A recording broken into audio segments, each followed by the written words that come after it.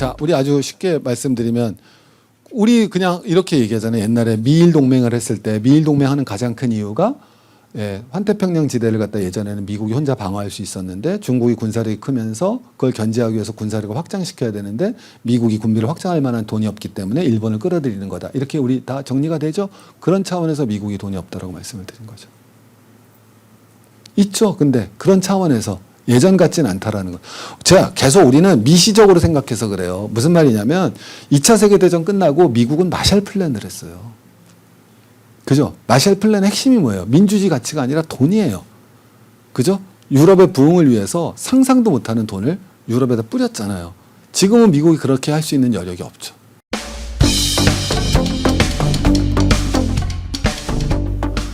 아니요. 투자를 하셨다고 그러니까 긍정적으로 보세요.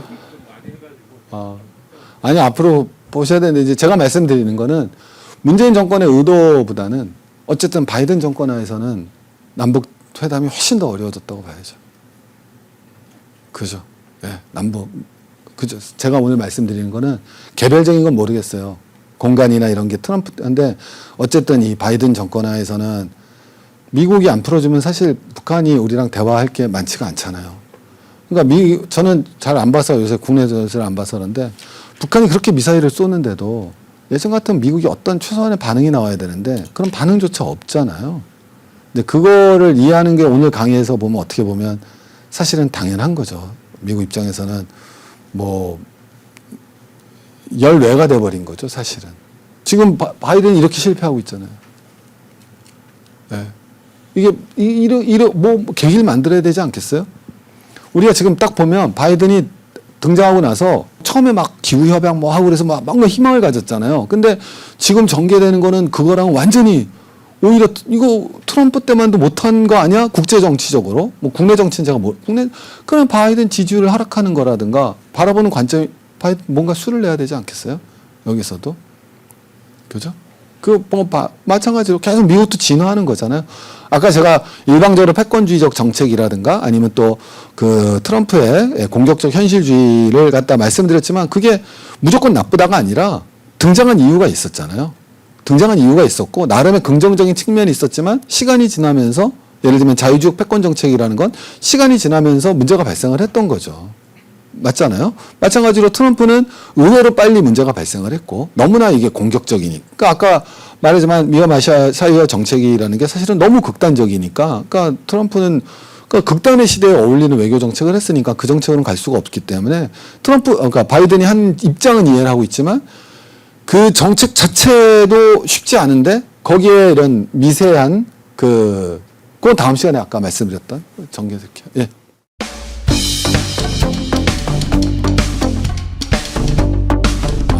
이게 제가 그래서 실제로는 그건 당연히 없어요. 러시아는 언론이 없어요, 지금. 중국만 그런 게 아니에요. 그건 내가 다음에 사례를 제가 말씀을 드릴게요. 제가 개인적으로 러시아는 아시는 분들이 많은데 그리고 또 저도 오래 있었고. 근데 지금은 푸친 초기하고도 완전 달라요. 그러니까 거기는 더 심하죠. 그럼 균형 잡힌 언론이다. 저는 아침에 일어나면 BBC 월드를 제일 먼저 봐요. 그럼 아시겠지만 그나마 객관적인 게 BBC거든요. ABC나 MBC보다. 그래도 여전히 그 서구 중심적 시각이라는 거는 어쩔 수가 없죠.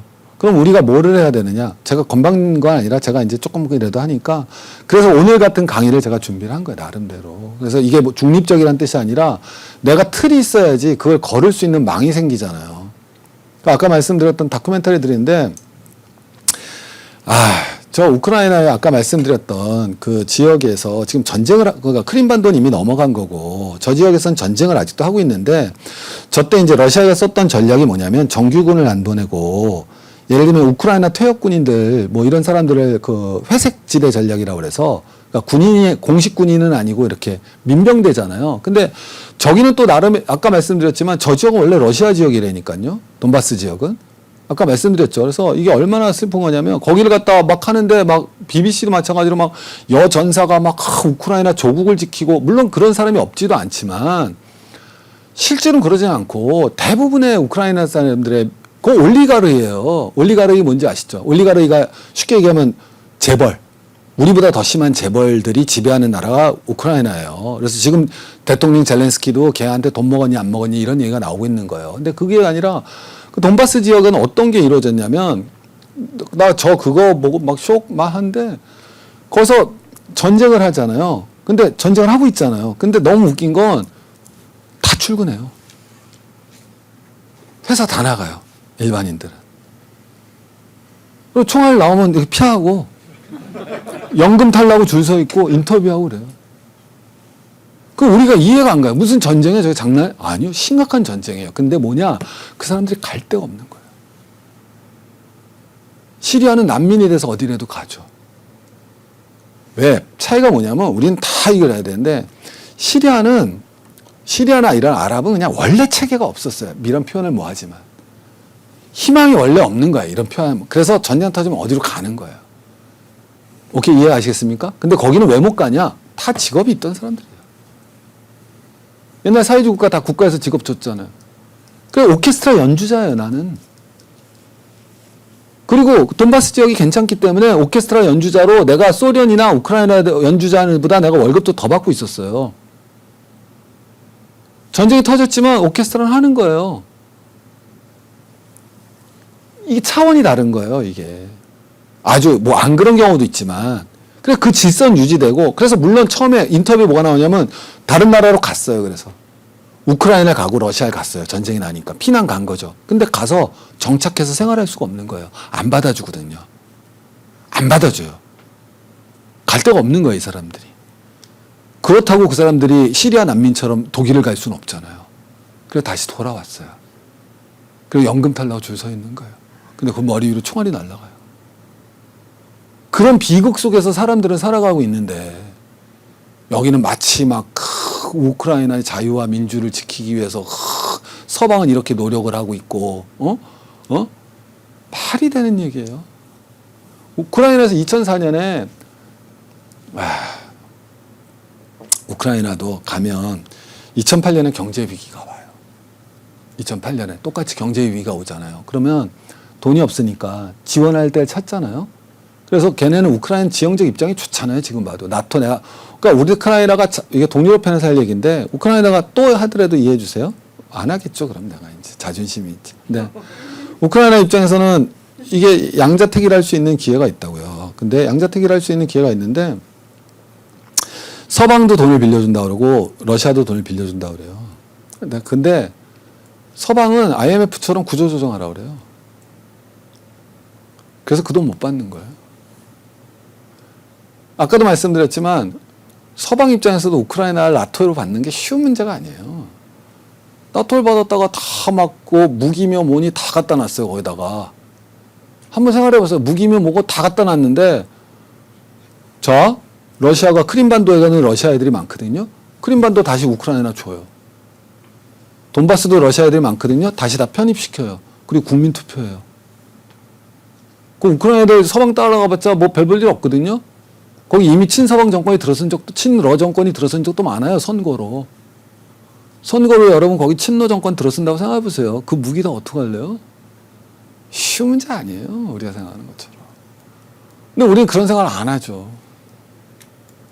저 말이 쉽지가 않다니까요. 우크라이나는. 여러분 우크라이나 러시아 바로 국경이에요. 얼마나 땡큐예요. 갖다 쏟다 쫙 사드 쫙 깔고. 그렇죠. 사드 쫙 깔고 쫙 이 새끼들 봐라 뭐 핵 같은 거 몇 개 갖다 놓으면 땡큐 베르마치죠. 이제 러시아 숨통을 팍 쬐이는 거죠. 근데 선거해갖고 졌어.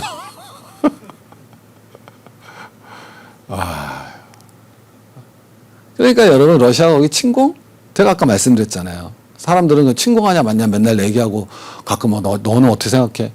저는 침공할지 안 할지 모르지만 제가 말할 수 있는 건 침공한다는 그 말 자체는 이제 러시아가 우크라이나의 친러 정부를 세울 수 있는 가능성이 전무하다고 판단해야지 그 다음에 침공을 논의를 하겠죠.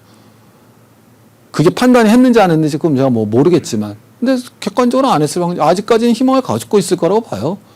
왜냐하면 저렇게 하면 벌써 아까 우크라이나 못 봤죠? 아까 우크라이나 뭐라 그랬어요?